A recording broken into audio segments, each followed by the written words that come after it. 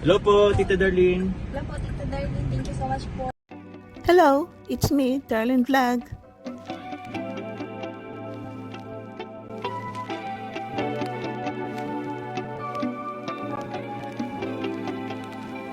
Alam niyo mga Kalingap Chumkar, sa panahon ngayon, dapat magiging smart, wise tayo. Hindi tayo dapat basta magpapaloko sa mga tao, lalo-lalo na dito sa online. Ako, maraming nagtitext sa akin, nagsisend ng link na sa mag-Viber man, Messenger man, mag-text man, hindi ko talaga yan sila pinapansin. Kahit mga minsan mga kakilala na sumali ka dito. Kasi naiisip ko yung sample ng mga networking. Kahit 5,000, 1,000, minsan pinag-iisipan ko kasi meron akong what if. Malaki na sa akin yung 1,000 nga. Parang isali ko dyan tapos walang kasiguraduhan. Hindi ako satisfied sa mga explanation ng mga business na. Lalo na dito sa online. So, ito si Sheena, isa siya sa beneficiary ng Kalingap, unang napabahaya ni Kalingap Rap nila Kuya Val, kapatid nila Bombay, na scam daw sa online. So, ipapakita ko sa inyo ang short mga video kung paano siya na-scam, na nagkagulo-gulo na nagkakaproblema dahil na-scam siya, umutang pa, pero wala na siyang pambayad. Umutang ulit para ibayad dito sa scam. Ang nangyari, naloko sa mga online na yan. Sa mga magtatanong kung sino siya. Isa din po yan sa mga beneficiaries ng Kalingap na napabahayan at hanggang ngayon po ay tinutulungan pa rin ng Kalingap at ang kanyang kapatid ay scholar nga ng Kalingap at ngayon nagtatrabaho kay Kalingap Rap si Kulot, di ba no? And dati din nagtatrabaho kay Kalingap Rap si Madeline, mga kapatid niya po yung lahat mga Kalingap. And ngayon nga, grabe napakabilis ng panahon, may baby ka na, may sarili ka ng pamilya. Si Sheena, kumusta ka naman Sheena? Ngayon po sobrang stress kasi may pagsubok na dumating. May pagsubok na dumating. Actually, yung pag-vlog pa lang po nga namin kanina ngayon ay pagsubok na agad kasi doon dapat po kami sa bahay nila mag-vlog kaso bawal din. Bakit ganun? Kasi may issue doon ang... May issue? Pati sa bahay pala may issue Hindi po, yung sa side po sa lalaki. Hindi po ako doon nakakabilo kasi may magagalit. Tapos sa bahay naman po sa Mantagpa, hindi po ako nakakapunta ngayon po kasi may problema po. May problema ka doon. Hindi ka ngayon makapunta doon. Ano ba yung mga problema mo ngayon doon? Bakit hindi ka makapunta ngayon sa Mantagpa? Kung saan po yung pabahay nila Kuya Val? Kasi po may kinautangan ako doon tapos hindi ako nakakabayad ng ngayon galit na yung hiniraman ko. Oh no! Saan mo ba ginamit yung pera hiniram mo? Po kasi kami online parang na-scam. Na-scam online? Paano ka na-scam online? Grabe po kakalina. So si Sheena po pala ay na-scam online. So paano ka na-scam online? Ano po yan sa chat po. Paano chat-chat? Una po nag-offer siya ng loan ko baga.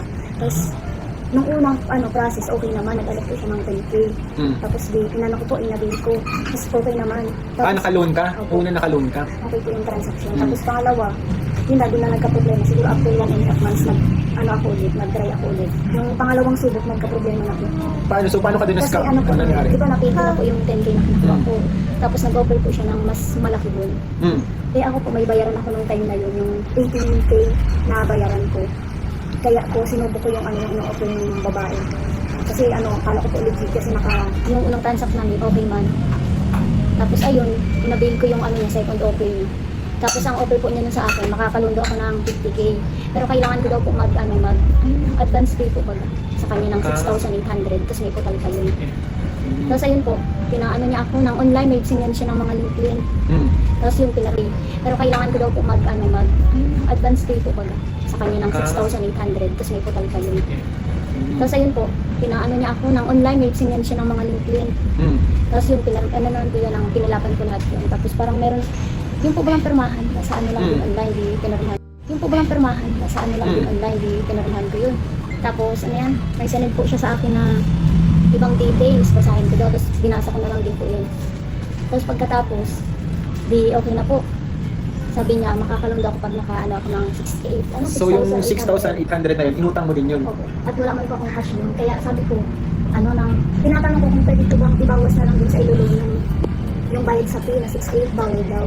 Kaya ako po naghanap ako ng mayroon ng 6,800. Naghanap po ako din sa mayroon yung pinuntakan namin ng 20. Kaya yun yung galit na sa'yo? Kaya halos na buong-buong kami sa utang. Binagyan po ako ng 6,800. Tapos pinag-gcash ko po doon sa Tapos sinendya po sa akin pinasendya po sa akin yung picture na prueba na naka-gcash na ako, sinend ko po. Tapos sabi niya, may mali daw po dun sa details ko, hindi daw po maaprubahan. kailangan ko daw po ulit mag-send ng 11K. Ako po hindi nga nagpapasok sa utak ko na na-scam yun.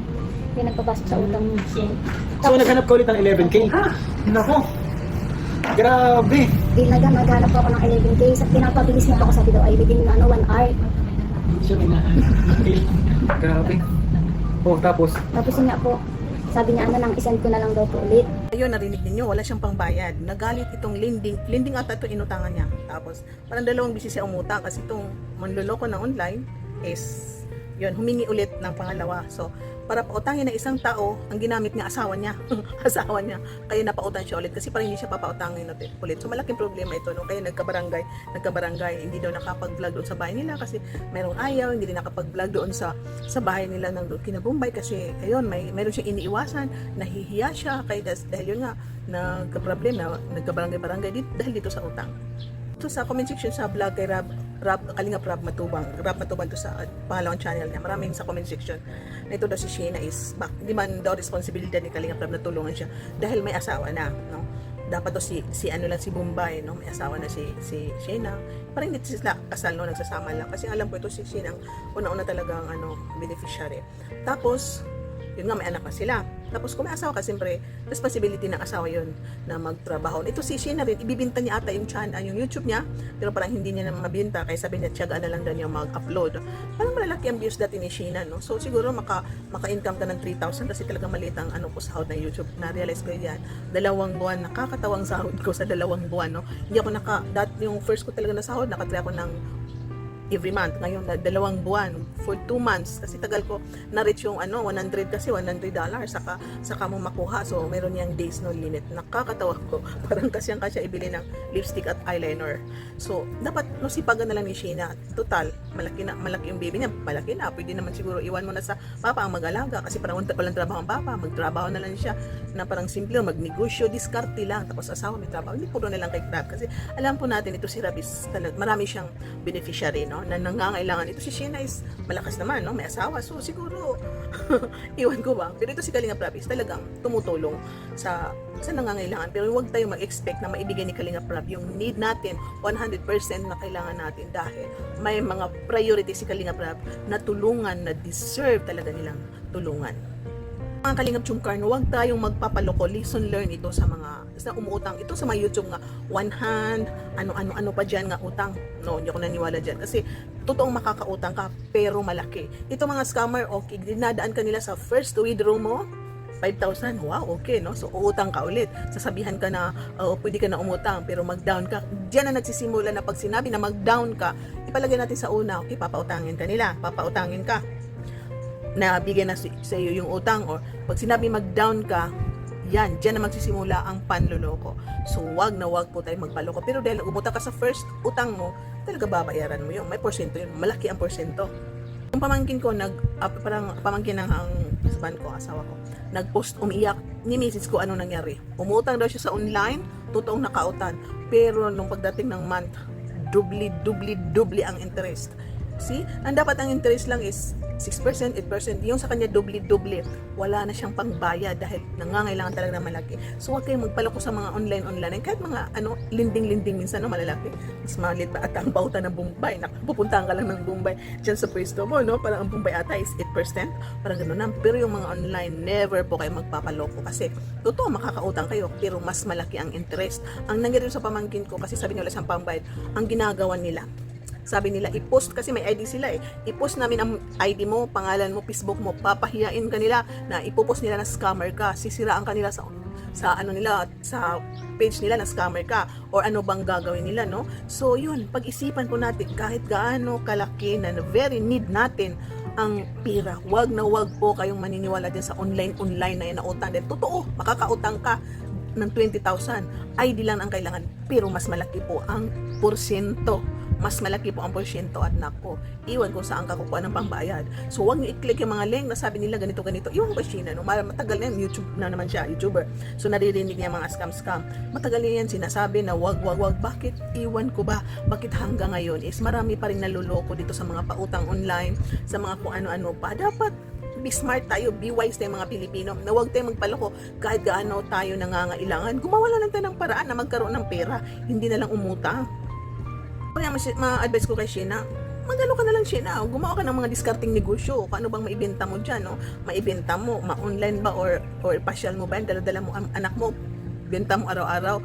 Tapos huwag na masyadong kay Rab, no? Pwede rin humingi kay Rab ng tulong, pero huwag natin isanasahan na may bibigyan ni Rab yung 100% na kailangan natin dahil marami siyang beneficiary po, no? Tapos tayo dapat matuto tayo sa mga ganitong experience ng mga kasamahan natin to sa kalingap o sa kapitbahay kaibigan na huwag tayong magpaloko po dahil ang manloloko ay talagang iwan kailan ba yan sila matuto. Hindi pa nahuhuli itong mga scammer sa mga online business. Minsan sa Shopee may manloloko. Yung anak ko umorder ng gown sa Shopee, ang ganda-ganda ng gown, 1,000 plus yun, next week isusuot niya. 3 days before, at 2 days before dumating ang parcel, hindi gown ang laman. Ang binera niya is 1,300 ba, hindi gown ang laman. Ang laman is blouse, parang polo ng lalaki na parang ukay na worth of 50 pesos. Grabe, iyak ng anak ko. So yun, naghanap kung saan makarenta kasi may party sila, Christmas party yun. So yun, no? Mahirap. So minsan maniniwala tayo. Sabi ko nga, hanapin ko itong store na ito. Gantihan ko kay order ako tapos hindi ko babayaran.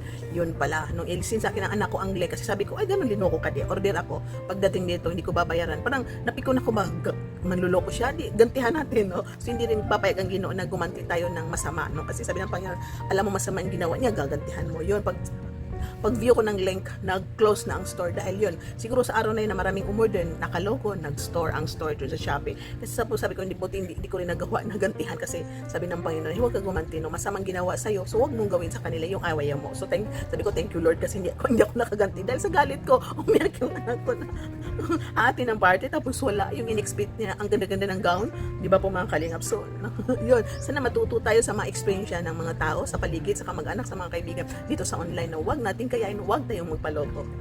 Nga po mga kalingap, mga ka-chumkar, be wise tayo. Shout out kay Kuya Santos Matuwang, kay Atina Vlogs, kay Kalingap Rab, no? Maraming magnanakaw ng video, pinupost nila para lang magkaroon ng revenue. Pero itong mga kalingap, no? Itong si Kuya Bala, sila Kalingap Rabis, hanggang ngayon hindi pa rin nahuli dito sa Facebook. Shout out sila Kalingap partners, mga church vloggers, mga reactors, lahat ng nagmamahal sa Jumcars, mga silent viewers, mga marathoners, mga sponsor ng Kalingap, shout out sa inyo lahat. Ingat kayo, Jumcar fans for life, solid Jumcar supporters, at saka Jumcar 23, shout out sa inyo lahat. I love you, pakilike ang ating videos, subscriber, don't skip ad. GMNX reaction video, bye for now and God bless. Keep smiling everyone.